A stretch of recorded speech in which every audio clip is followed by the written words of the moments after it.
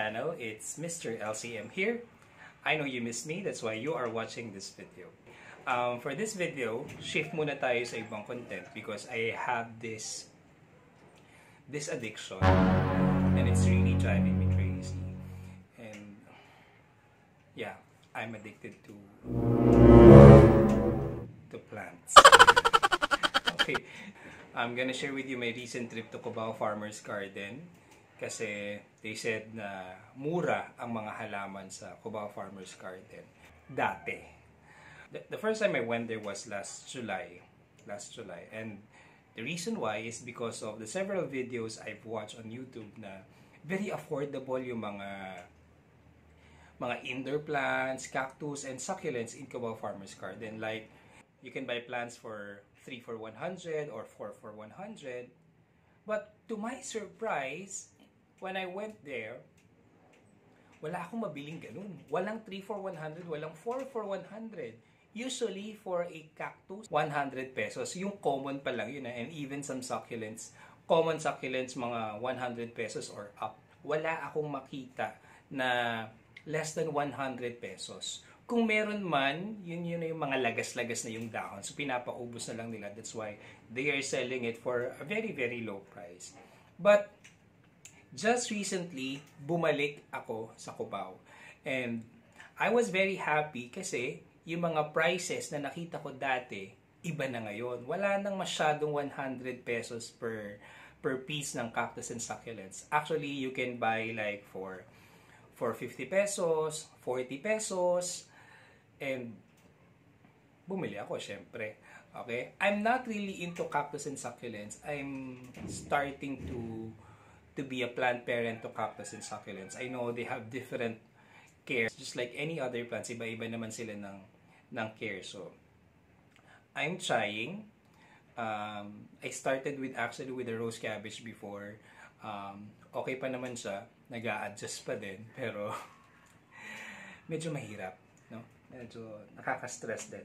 Though these plants can put the stress away when you look at them, but kapag may nakikita ka lang tanda, medyo nakakalungkot din kasi inalagaan mo sila na parang sarili mo ng mga anak. Okay? So, I had this mini plant haul sa Cubao Farmers Garden, and the first purchase that I had this pencil cactus. Ayan. This is quite different. The usual pencil cactus na nakikita ko, kulay green lang. So, ito kasi mayroon touch of red yata na red and orange. It's very simple. Very simple. Ito. And I'm planning to put this on my table para naman it adds, it adds cactus sa table ko. Ano pa bang maidadagdag kapag nilagay ko to? Siyempre yung cactus. So anyway, ganda kasi ng kulay niya, and it's, yun nga, katulad ng sinabi ko kanina, very simple. And I only got this for 40 pesos. For 40 pesos lang. So very, for me, it's affordable na, given the hype of the plantitos and plantitas. Kasi nga, plant-demic daw ngayon. So, good catch na para sa akin. And then, I have these na parang aloe vera yata to. Para siyang aloe vera. Para lang siya ng family ng aloe vera kasi tusok-tusok.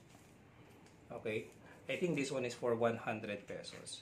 For me, it's a good catch na rin for 100 pesos kasi ang dami niya ng mga babies. Ayan, sana nakikita nyo. Ang dami niya ng mga babies palibot. So marami yan. Hindi lang yan isang halaman. So kapag nirepat ko yan, maybe I can... bakit tumilim? Yan. Yan. So kapag nirepat ko yan, marami pa ako makukuha. And I can put that into smaller pots. Yan. So if you know the plant ID of this aloe vera something, please comment down. I had this succulent also. I bought this. This one is for 50 pesos. Very bargain na siya. 50 pesos. So, multi-stem na. Marami na siya. Like 1, 2, 3, 4, 5. At meron pa mga babies dun sa ilalim. So, hindi ko alam kung anong plant ID nito. Kasi nga hindi ako masyadong familiar sa mga succulents. I'm just giving this a try. Ayan, so 50 pesos. This one also, ang cute niya, para siyang palong ng manok. I think this is crested. I'm not sure if this is a crested moonstone. And if you know the plant ID, please comment down. Okay, and also, I bought some rosemary. Ito, nakaka-addict talaga yung amoy niya. Bango-bango ng herbs na ito, rosemary. This is really a good catch kasi sa mga online stores na nakikita ko sa marketplace, sa Facebook marketplace, usually 1 bag of rosemary, yung nakalagay sa ganitong bag, ay mga 150 pesos to 180 pesos. So, syempre, pag ganun kamahal, hindi ako masyadong bumibili. Lalo na kung herb siya na ganito. But, itong rosemary that I found sa Cubao Farmers Garden, sobrang affordable niya. Sobrang mura niya. Like, if it's 150 pesos online, doon, this is just for 60 pesos. Imagine, 60 pesos lang. Pero syempre, we have to haggle. Nakuha ko to ng 50 pesos lang ang isa. And maganda siya. Very healthy naman. Though there are some brown leaves. Pero that's okay. That's normal. To give way to new leaves. Ayan. Ang bango. So, I hope I can use this for cooking. Pero for now, dahil wala pa naman akong recipe at di naman ako ganun kagaling magluto, ilalagay ko muna siya sa pot. Magre-repat ako mamaya. At, ayan, bango-bango lang. Bango. So, sabi nila anti-mosquito din daw to kasi ayaw ng mga lamok yung ganitong amoy. So, dahil tag-ulan ngayon, pwede na rin siyang pangtaboy ng mga lamok.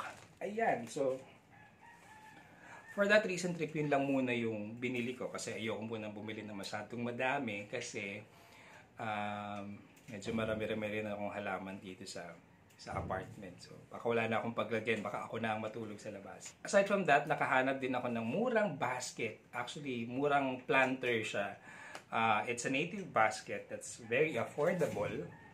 And so, I'm a fan of native products din eh. So, support local tayo. Okay, so, this is for 600 pesos. Ayan, para makita niyo yung size. Ayan. That's the size of the basket. So, this is for 600 pesos. But this is not only one. Actually, tatlo. Tatlo ito. So, start with the smallest. Okay.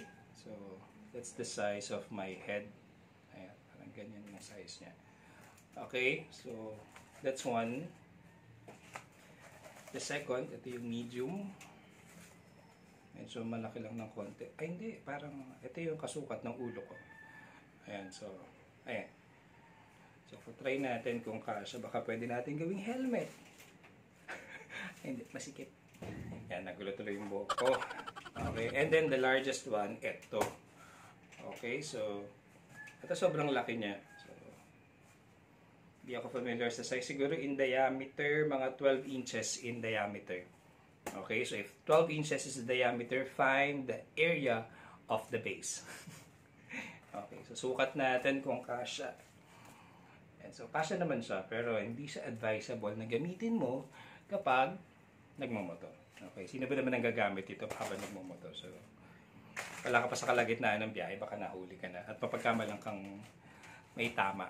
Hindi ako masyadong nag-splurge within the budget pa rin. So, like 600, 700, tapos, no, 600, 700, 740, 740 plus 80 pesos, 820, and then I bought 4 rosemary, so 1,020 pesos lang yung nagastos ko. And I hope na itong mga halaman na to ay lumaking malusog, may takot sa Diyos, at huwag silang lumaking maarte para dumami pa rin sila. For those who are planning to go to Cubao Farmers Garden, I suggest punta kayo ng mga bandang hapon kasi yung iba kasi doon mga paubos na, and then they are putting that on sale for a lower price. Kasi usually kapag umaga, mga bagong dating yung mga halaman. Kasi gabi pa lang, the night before, dinideliver na yun sa kanila. And then, so, the next morning, most of the plants are really in good condition, so they would sell it for a reasonable price. Kaya lang kapag bandang hapon na, just like what I did, siguro mga 3 PM na ako pumunta, nakakita na ako ng mga murang plants. Ay, meron pa pala akong nabili na isa. Wait, ito, nakalimutan ko siyang i-introduce sa inyo kasi baka magtampo, baka malanta. Okay, so this is a, yan, kit niya na, ganda. Focus natin. Paano focus? Ayun, focus ng camera. So, this is a green Fittonia. They call it the nerve plant because of the veins that you can find on the leaves. Ayan, so, I got this for 150 pesos. Pero yung pot, ito, na very simple lang. It's a white pot.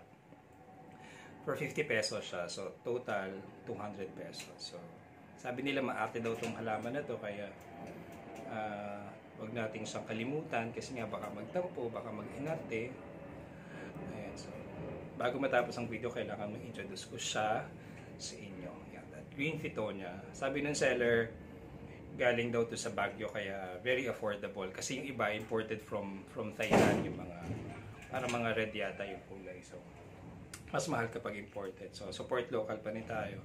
So this is 150 pesos. So magkano na ulit yun na gastos ko? So, 1,220 pesos na. Okay.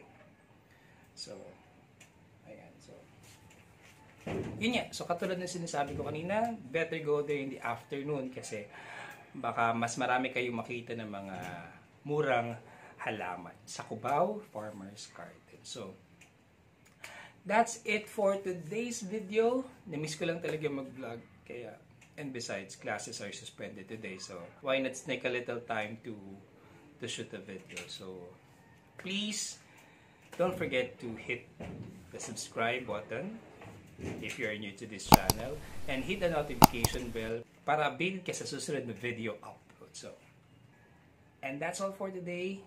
See you next vlog.